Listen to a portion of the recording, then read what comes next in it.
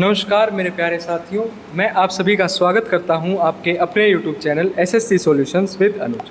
जैसा कि आप सभी जानते हैं, अभी हमारा CHSL का पेपर होगा, 1 जुलाई से शुरू हो जाएगा। ठीक है, उसके लिए कुछ इंपॉर्टेंट क्वेश्चंस की क्लासेस हम लेकर आए हैं डेली, तो सिर्फ ये कर लीजिए, आपकी GS जो है वो निपट जाएगी। चलते हैं अपने पहले क्वेश्चन की तरफ। पहला क्वेश्चन कहता है, द सती प्रथा was abolished under the governor generalship of. देखो, सबसे पहले आपने याद रखना है सती प्रथा। सती प्रथा है, उसको बैन किया गया था। बैन कौन करेगा? बेंटिक करेगा। तो सती प्रथा बैन किसके द्वारा की गई थी? लॉर्ड विलियम बेंटिक के द्वारा की गई थी। कब की गई थी? 1928 में की गई थी। ठीक है, 1728 में। ठीक है, ये आपने याद रखना है। Governor general Lord William Bentinck के अधीन सती प्रथा को समाप्त कर दिया गया था। ठीक है, उसके बाद अगला क्वेश्चन आता है, गुरु गोविंद सिंह जी ने सिखों को हर समय 5 वस्तुओं को पहनने की आज्ञा दी। निम्नलिखित में से कौन सा इन 5 वस्तुओं में से एक नहीं है? तो किला आपका इन 5 वस्तुओं में से एक नहीं है, बाकी आपका केश, कड़ा, कंघा, ये सभी उन 5 वस्तुओं में से हैं। ठीक है, उसके बाद आता है, उत्तर पूर्व भारत में डैश को सबसे बड़ी ताजे पानी की झील के रूप में जाना जाता है। तो जो लोकटक झील है उसको जाना जाता है। उत्तर पूर्व भारत में डैश को सबसे बड़ी ताजे पानी की झील के रूप में जाना जाता है, लोकटक झील को जाना जाता है। उसके बाद आता है बच्चों अगला क्वेश्चन, निम्नलिखित कौन सी काल्पनिक रेखा 0 डिग्री पर स्थित है? तो आपकी जो भूमध्य रेखा है वो काल्पनिक रेखा 0 डिग्री पर स्थित है। ठीक है, उसके बाद ये देख लीजिए, north pole, south pole, prime meridian, north hemisphere, tropic of cancer, ये सभी आप देख लीजिएगा PDF से। उसके बाद आता है, which article of the constitution. कहने का मतलब है भारतीय संविधान का कौन सा अनुच्छेद मुख्यमंत्री के कर्तव्यों की परिभाषित करता है? तो अनुच्छेद 167 जो है वो आपके जो CM होते हैं, मुख्यमंत्री होते हैं, उनके पदों को, कर्तव्यों को प्रभावित करता है। उसके बाद है, जो आपकी गुरुमुखी लिपि है उसका निर्माण 16वीं शताब्दी ईस्वी में दूसरे सिख गुरु द्वारा किया गया था। तो दूसरे सिख गुरु कौन थे बच्चों? गुरु अंगद देव जी थे, जिन्होंने क्या किया था? गुरुमुखी लिपि का निर्माण किया था। ठीक है, उसके बाद आ जाता है, डैश एक राज्य की नीति, आर्थिक नीति और सैन्य रणनीति पर एक प्राचीन भारतीय ग्रंथ है जो संस्कृत में लिखा गया था। कौटिल्य को पारंपरिक रूप से मूल पाठ के लेखक के रूप में श्रेय दिया जाता है। तो हमने पढ़ा है अर्थशास्त्र। अर्थशास्त्र के लेखक कौन थे? कौटिल्य थे। और अर्थशास्त्र क्या है? एक राज्य की नीति, आर्थिक नीति और सैन्य रणनीति है। उसके बाद आता है, निम्नलिखित में से कौन सा मेघालय पठार का हिस्सा नहीं है? तो आपका पलामू हिल्स जो है वो मेघालय पठार का हिस्सा नहीं है। ऑप्शन नंबर A आपका सही उत्तर हो जाएगा। उसके बाद है, which is the smallest union territory.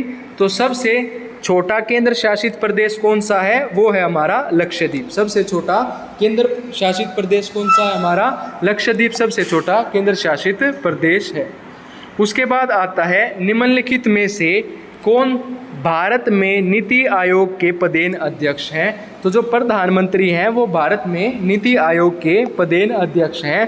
Prime minister आपका सही आंसर हो जाएगा।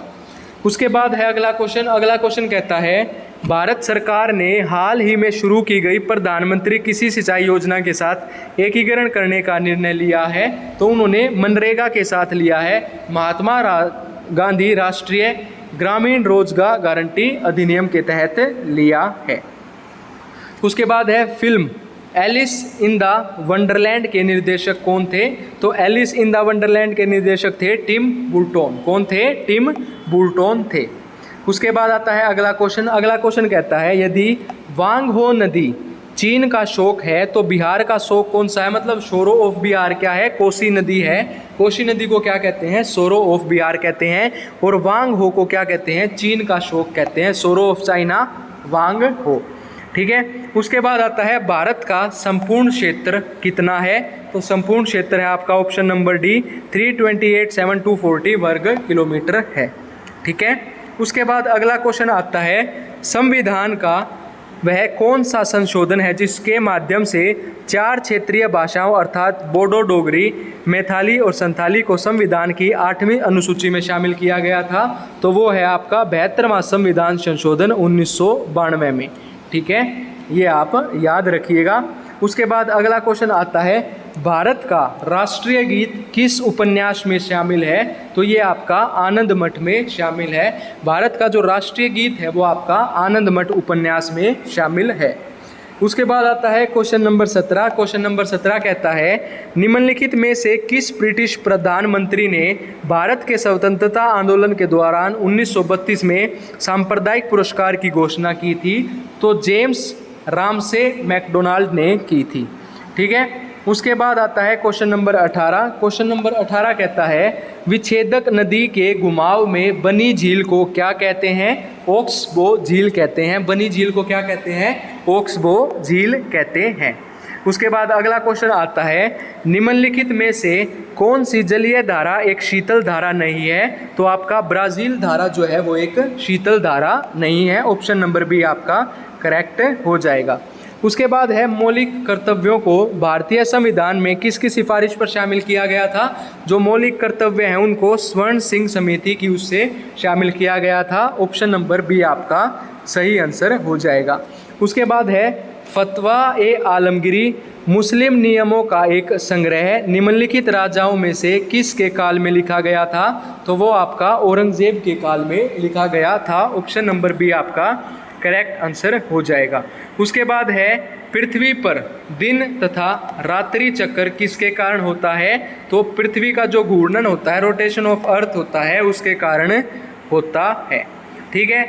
भारत के स्वतंत्रता आंदोलन में किस नेता को grand old man of India कहा जाता है? तो ये कहा जाता है दादा भाई नौरोजी को grand old man of India कहा जाता है। इन्होंने ड्रेन ऑफ वेल्थ की थ्योरी भी दी थी।